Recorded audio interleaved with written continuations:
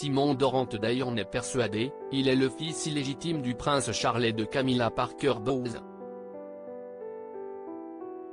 Depuis plusieurs années, cet Australien de 55 ans clame haut et fort que ses parents ne sont autres que le duc et la duchesse de Cornouailles, qu'il aurait conçus en 1965, lorsqu'il avait 17 et 18 ans.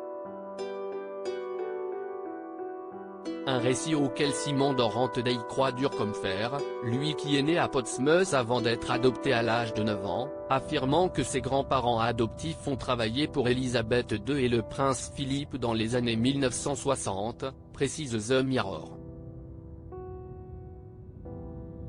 Et il tente de prouver ses allégations, en publiant notamment une preuve qu'il est bien affilié à la famille royale.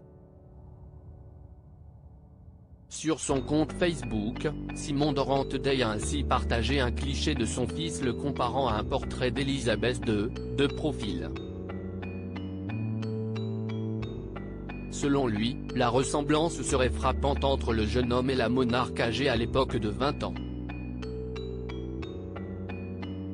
En voyant ces deux clichés comparés, l'homme de 55 ans dit avoir été époustouflé, et assure détenir la preuve de qu'il dit la vérité.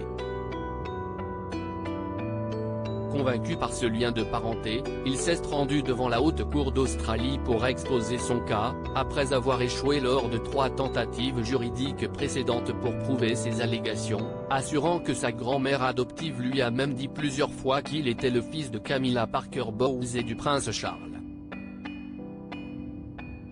Le supposé fils illégitime de Charles et Camille réclame un test ADN en janvier 2020, Simon Dorrant-Day avait déposé un nouveau recours devant la justice pour faire reconnaître sa filiation avec les Windsor, exigeant notamment un test ADN de la part du duc et de la duchesse de Cornouailles.